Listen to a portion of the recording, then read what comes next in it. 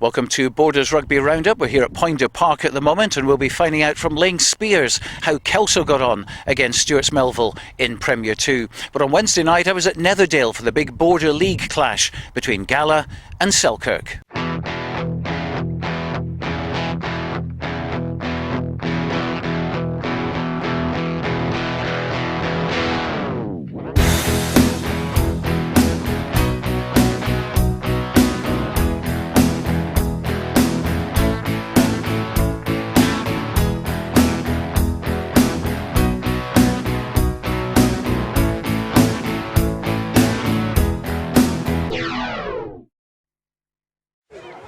It's always great to see youngsters turning out and having their big moment in the spotlight, and the kids from Selkirk and Gala entertained the big crowd before the main event, and I wonder if we'll be seeing any of these players running out for the first 15s in a few years' time.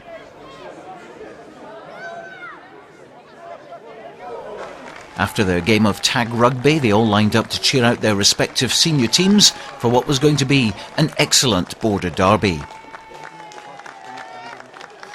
And it was Gala who got off their marks best, taking the game to Selkirk, and the fact that Selkirk are a division above them made no difference at all.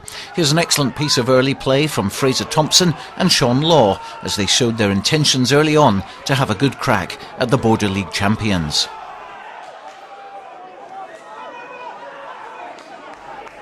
And on 16 minutes they fully deserved their score. Excellent work from the backs kept the ball moving out to the right, with Willie Cox testing the Selkirk defence before offloading to Fraser Thompson.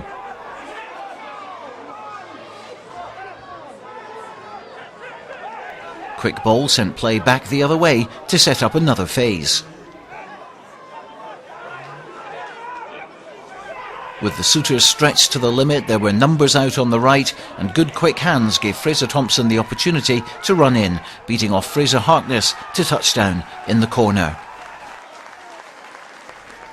Laing Speirs was on target with the tricky touchline conversion, and Gala were 7 points up.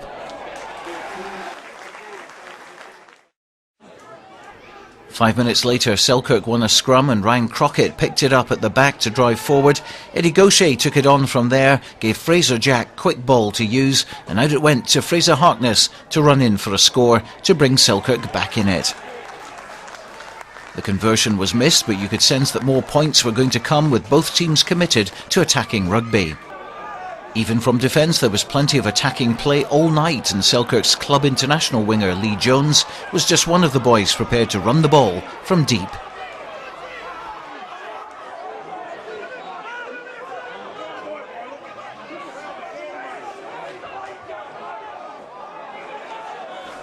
With 4 minutes to the break, Gala scored a penalty try. Again, we saw the exciting Willie Cox making plenty of ground and getting past Scott Hendry with ease before giving the ball to Lee Kibble, who kicked ahead. But Callum Johnson brought him down late, and after consultation with his assistant referee, David Crudge signalled a penalty try. Looking at it in slow motion, Johnson's tackle was late, although you can see that he was committed to the tackle, but the referee nevertheless gave him a yellow card, and Selkirk were down to 14 men, as well as losing 14 points to 5. Selkirk are used to comebacks though, and in injury time we saw Harkness run in again for an almost identical try to his first, and with Hendry kicking the conversion, it was 14-12 to Gala at the break.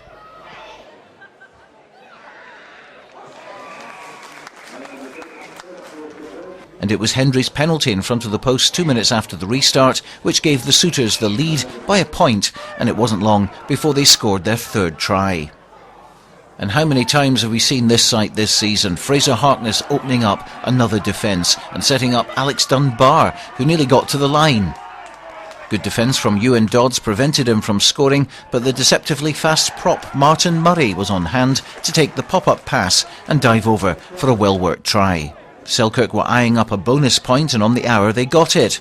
Not the best pass from Fraser Jack to Gavin Craig, and you have to say you wouldn't have expected him to score from there, but slack Gala defence allowed him to scythe through and go under the post and wrap the game up for Selkirk, with Ross Armstrong's conversion making it 27-14. Yeah, I think we played well for 60 minutes, and then we had about 15 minutes where we just kind of went off the boil a little bit, a few mistakes, and the pace of the game was, I thought, a great pace. I thought we played it really well. I think we asked a lot of questions of Selkirk, and maybe just 2 or 3 lapses in concentration from us allowed them to come in and, you know, make the scoreboard what it was. But I think from a coaching point of view, myself and Gary are absolutely delighted the way this team's come on. You know, we played some really good rugby, and people that paid the money to come in and watch that tonight, it's the kind of rugby they want to see. Now Gala, of course, you know, they turned over Jed Forrest the other day, so they were obviously out to turn the screw today, and they got off to a great start. They did, definitely. We were under the cosh a lot, and they've got some fast backs and some really strong forwards, and they've got a really good 12. I'm not sure where he's from, I'm not sure he's a Gala boy, but he was a good player. So what about the rest of the season now? Because there's still the Border League, there's still, you know, obviously trying to get the second position in Premier 1, and there's the Sevens as well. Yeah, I'm not sure what's got to take priority. We're also in the Cup as well, so I'll just every game, take every game as it comes, and we'll see what happens. After the break, we focus on the Premiership, the National League and the East Leagues, involving all the local teams in action at the weekend. There were tears and heartbreak at Mansfield Park on Saturday as Hawick were relegated from Premier 1 for the very first time. They lost 29-18 to Stirling County, who were also relegated due to the fact that danger zone rivals Watsonians, Glasgow Hawks and Edinburgh Accies all won at the weekend. Matt Landels and Gary Johnson scored tries for the Greens, with Craig Nish kicking a conversion and 2 penalties. Selkirk slumped to a 35-14 defeat at Myerside against Watsonians, Sean Crombie and Ben Mayer scoring tries, both converted by Ross Armstrong, but they stay second in the table. On to Premier 2 now, and there were only 2 local teams in action in that division, including Kelso, who are playing here at Poynter Park against Stewart's Melville. And Laing Speirs, watch this one for us. This was a game that had something for everyone. The crowd enjoyed it immensely. There were 8 good tries, some of them rather spectacular. Kelso got the win with a try in the last move of the game. Stewart's Melville went off reasonably happy with 2 bonus points, but most of all, it was a great credit to the club game. Throughout, Kelso were just in charge, even though they were behind 4 times in the match. It took a major effort up front, particularly, to get the winning score. It was just deserved, but a wonderful game, and a great crowd enjoyed it immensely. No game for Peebles or Gala, but Jed Forrest went to GHA and came back with a losing bonus point for their efforts. They lost 17-11, with Seb Trotter scoring a try and Ewan Scott 2 penalties. Next week's matches are on your screen now, and Peebles are still in with a shout of promotion, but it's likely to go down to the last games of the season when Stewmel travel to GHA and Peebles host Kelso. Berwick got their first away win of the season in National League 1, and Langham ran unbeaten league leaders Howe Fife very close at Milntown.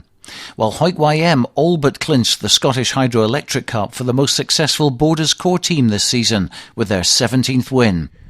Finally today, our congratulations to Hawick Linden, who have done it. They've made it into the National League. Well done to them. They beat Hawick Harlequins with a bonus point, and that gave them automatic promotion to National League 3 next season. I spoke to a delighted Vice President of Hawick Linden, and that is Gary Alexander. The Quins gave us a really hard time in the first half, but the boys turned on the style second half, scored 5 tremendous tries, and the rugby that we saw was a joy to watch at times.